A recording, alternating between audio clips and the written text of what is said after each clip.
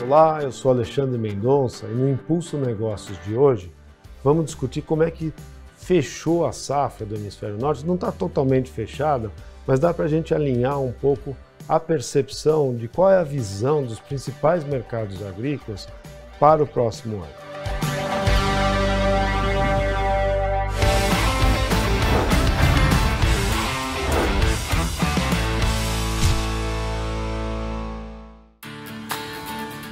Eu acho que a mensagem principal que eu gostaria de trazer para todos, que às vezes está um pouco mal percebida por nós brasileiros, porque os preços aqui caíram demais, em alguns casos muito mais do que caiu no mercado internacional, por conta da logística, dos prêmios muito negativos dos preços, principalmente de soja e de milho. Mas acho que a principal mensagem que eu queria dar é que em praticamente todas as culturas, com exceção da soja, a leitura é que a relação entre o estoque e o consumo vai ficar estável ou ligeiramente cadente.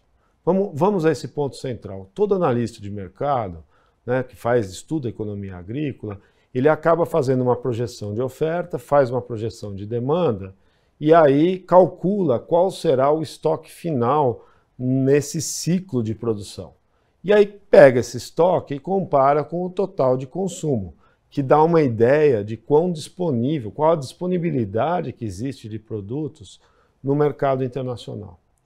O mais impressionante é que nós tivemos safras razoavelmente boas, mas não boas o suficiente para repor os estoques mundiais e para entrar numa zona de conforto muito grande nos mercados de alimentos. Isso é muito relevante, porque quando formos ver no ano que vem a safra do Hemisfério Norte de novo acontecer, vamos novamente ter muita atenção sobre o clima, porque não há tanta folga nos estoques. De novo, com exceção da soja, porque está todo mundo olhando para frente, é um ano de El Niño, e a expectativa é que a safra de soja na América do Sul será muito boa. A gente já fala disso num instante. Mas vamos pegar os principais mercados. Se a gente olhar para o trigo, houve perdas importantes em vários países, nada assim gigante, mas somadas as perdas, nós estamos vendo, o USDA está projetando que a relação entre o estoque e o consumo de trigo vai cair um pouquinho esse ano. Particularmente, acho que pode até cair um pouco mais, porque tem alguns países que talvez a safra ainda, que não fechou totalmente, seja um pouquinho pior. Se nós olharmos para arroz, o mercado de arroz subiu muito na Ásia, a gente já está vendo os efeitos aqui no Rio Grande do Sul, na campanha gaúcha, os preços já subiram de arroz, que não tem nada a ver com a gente, tem com o que está acontecendo na Ásia. A Índia recentemente baniu as exportações de arroz, a Índia é a maior exportadora de arroz do mundo, ela responde por quase 40% do comércio mundial de arroz, e com isso o preço voltou a subir, as relações de estoque e uso caíram. Então vemos um momento que os preços futuros do arroz estão indicando uma recuperação para o próximo ano, assim como do trigo. Se nós olharmos para o café, o cenário básico é que a relação entre o estoque e o consumo, mesmo com uma safra brasileira muito boa, ela tenderá a ficar estável, ligeiramente cadente, a depender ainda de como é que vai avançar a safra do Vietnã. Aliás, vale a pena essa conversa, A Ásia, que está sofrendo as consequências do El Niño, normalmente o sudoeste da Ásia fica seco, a gente tem o risco, sim, da produção vietnamita de café cair um pouco.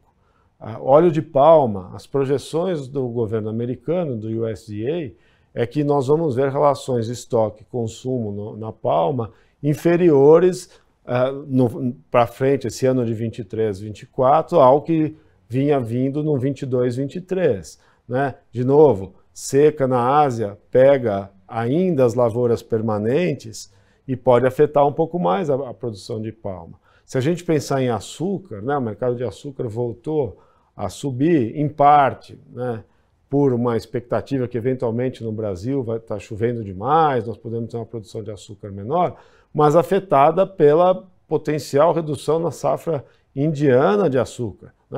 Tem várias regiões mais secas esse ano que o ano passado, os indianos também estão limitando as exportações de açúcar, o que mostra, gente, que há um contexto amplo das principais commodities com estoques relativamente estáveis ou até piores com o consumo. Pegamos aí suco de laranja, né?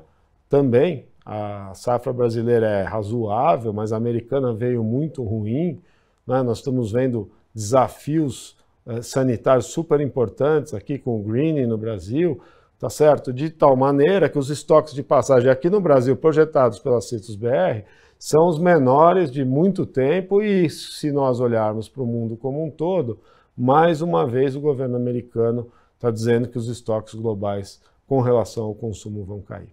No caso do milho, né, que é um mercado que nós estamos sofrendo nesse momento uma queda bastante forte dos preços, o cenário no mercado internacional é que a relação estoque-uso fique praticamente estável. Particularmente, eu ainda acho que a safra americana pode sofrer alguma redução, né? O governo americano continua defendendo um número na casa dos 384 milhões de toneladas de milho. A gente vinha trabalhando com 374, mas eu não sei, provavelmente vai ficar um pouco acima desse nosso número, mas acho que um pouco abaixo do número do governo americano. Com isso, gente, cria-se um cenário, né, como aqui está caindo muito o preço do milho, porque a nossa safra foi gigante, não tem estrutura de armazenagem, já discutimos isso em outros programas, mas lá fora, o balanço estoque-uso do mundo, ele é mais ou menos estável, tá? Praticamente o mesmo. A única cultura que faz diferença, gente, é a soja. Por quê? Se nós pegarmos os números do fechamento da safra dos Estados Unidos, eles são ruins, né? Os americanos abriram o ano falando numa safra de 123 milhões de toneladas de soja.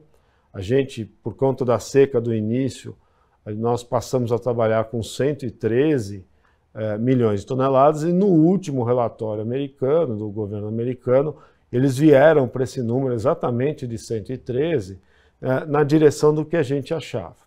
Eu, particularmente, nossa consultoria acredita que pode até ser um pouquinho mais baixo, nós podemos ver números ainda um pouquinho piores, porque andou muito seco, temperatura muito alta nos Estados Unidos. De um modo geral, as regiões de milho e de soja sofreram bastante nesse final de ciclo, né?